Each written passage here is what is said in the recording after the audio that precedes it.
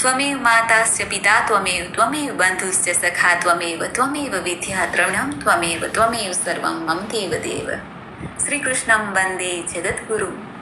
મિત્રો, ગીતાજી જે ભગવાનનો શ્વાસ છે, હૃદય છે, ભગવાનનું સાક્ષાત વાંગમય સ્વરૂપ છે. ગીતાજીના અધ્યાય સાંભળવાથી, એક અધ્યાય, અડધો અધ્યાય કે એક શ્લોક સાંભળવા માત્રથી, બોલવા માત્રથી, જપવા માત્ર ભગવાન શ્રી કૃષ્ણની કૃપા પ્રાપ્ત થાય છે. જીવનમાં સર્વે ક્લેશ દુઃખ નાશ પામે છે અને અજ્ઞાનના અંધકાર પણ દૂર થાય છે. ગીતાજીનો પાઠ કરવો, સાંભળવો એ ઉત્તમમાં ઉત્તમ છે એવું શાસ્ત્રમાં પણ વચન છે. કારણ કે ગીતાજી એ માત્ર પુસ્તક નથી કે શ્લોક નથી, એ ભગવાને કહેલા વચન છે જે સર્વસિદ્ધ છે. મિત્રો, અત્યાર સુધીમાં આપણે ગીતાજીના 15 અધ્યાય તથા તેના મહાત્મ્યની કથા સાંભળી ચૂક્યા છીએ. આજે આ વિડીયોમાં આપણે સાંભળશું દેવાસુર સંપદ વિભાગ યોગ નામનો 16મો અધ્યાય. ત્યારબાદ તેના મહાત્મ્યની કથા કે જે નિત્ય આ 16મો અધ્યાય સાંભળે છે, વાંચે છે, તેને શું ફળની પ્રાપ્તિ થાય છે, તેને શું ગતિ પ્રાપ્ત થાય છે, તેને કઈ શક્તિ પ્રાપ્ત થાય છે, તેની એક સુંદર કથા છે. તે કથા પણ સાંભળીશું. સૌપ્રથમ આપણે દેવાસુર સંપદ વિભાગ યોગ નામનો આ 16મો અધ્યાય સાંભળીએ. બોલો શ્રી કૃષ્ણ કનૈયા લાલ કી જય. ભગવાન શ્રી કૃષ્ણ અર્જુનને કહે છે, હે અર્જુન, ભયનો સંપૂર્ણપણે અભાવ હોવો, અંતઃકરણ પૂર્ણ રૂપે નિર્મળ હોવું, તત્વજ્ઞાનને અર્થે ધ્યાન યોગમાં નિરંતર દ્રઢ સ્થિતિ, સાત્વિક દાન કરવું, ઇન્દ્રિયોને પોતાના વશમાં રાખવી, ભગવાન દેવતા અને વડીલોની પૂજા કરવી, તેમજ અગ્નિહોત્ર આદિ ઉત્તમ કર્મોનું આચરણ કરવું, વેદ શાસ્ત્રોનું પઠન પાઠન અને ભગવાનના નામ તેમજ ગુણોનું કીર્તન કરવું, સ્વધર્મ પાલન અર્થે કષ્ટ સહેવું તથા શરીર અને ઇન્દ્રિયો સહિત અંતઃકરણમાં રુજુ ભાવ હોવો, મન વાણી અને શરીરથી કોઈ પણ પ્રકારનું કોઈને કષ્ટ ના આપવું, યથાર્થ અને પ્રિય બોલવું, પોતાના પર અપકાર કરનાર ઉપર પણ ક્રોધ ન હોવો, કર્મોમાં કરતાપણાના અભિમાનનો ત્યાગ, અંતઃકરણની ઉપરતિ એટલે કે ચિત્તની ચંચળતા ન હોવી, કોઈનાય નિંદા આદિ ન કરવા,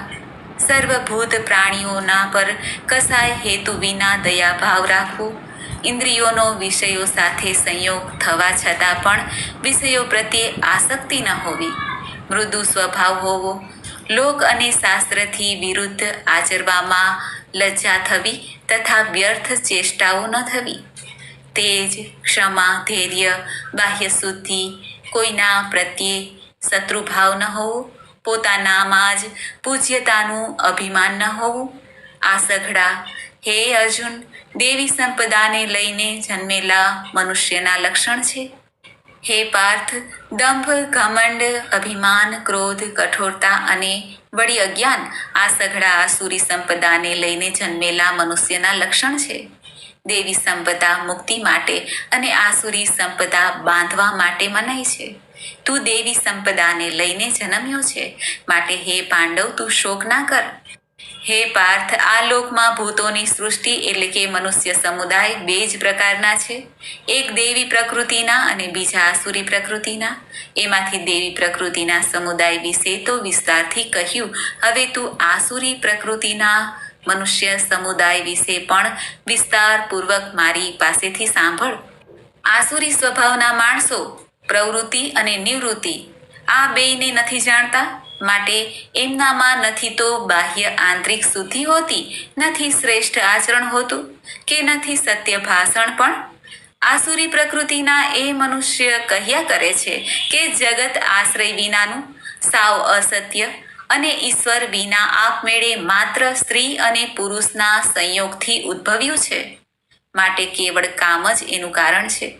એ કામ સિવાય બીજું શું છે? આ મિથ્યા દ્રષ્ટિને આધારે નાશ પામેલા સ્વભાવના મંદબુદ્ધિના સૌનો અપકાર કરનાર ક્રૂરકર્મી મનુષ્ય માત્ર જગતનો નાશ કરવા માટે જ સમર્થ હોય છે.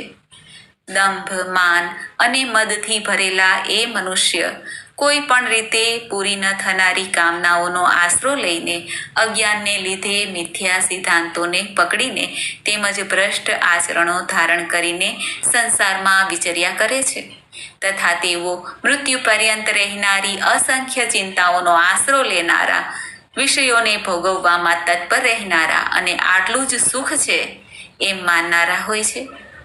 આશાના સેંકડો ફંદાઓથી બંધાયેલા એ મનુષ્ય કામ ક્રોધને પરાયણ થઈને વિષય ભોગોને અર્થે અન્યાયથી ધન આદિ પદાર્થોને ભેગા કરવાના પ્રયત્નો કર્યા કરે છે.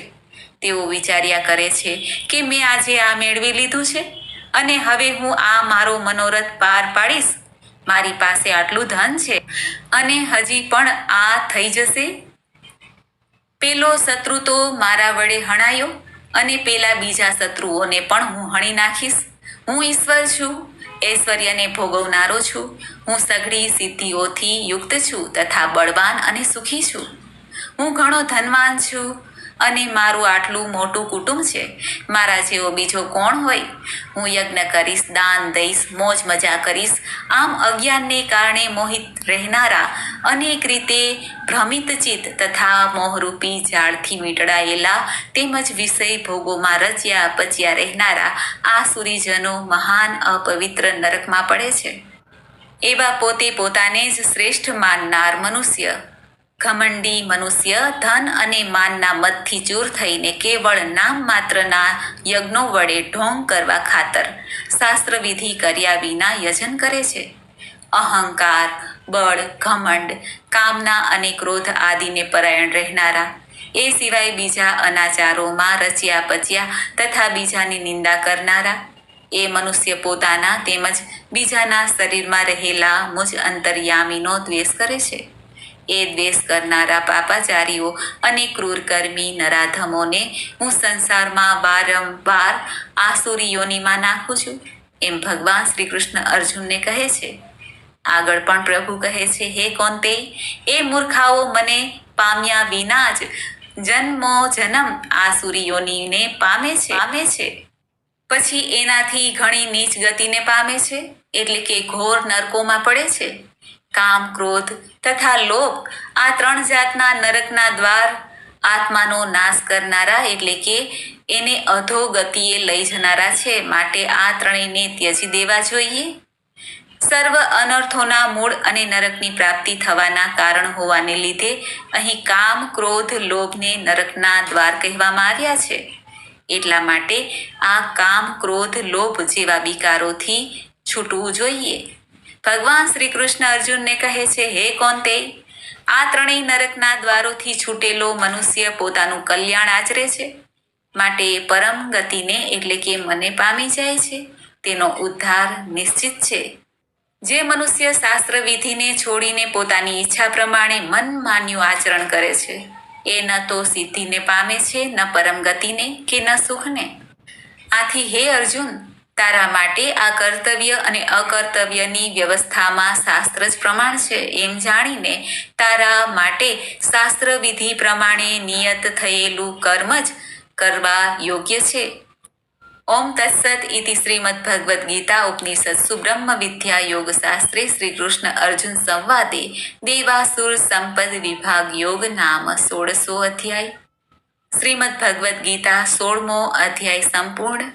ઓમ પરમાત્મને નમઃ.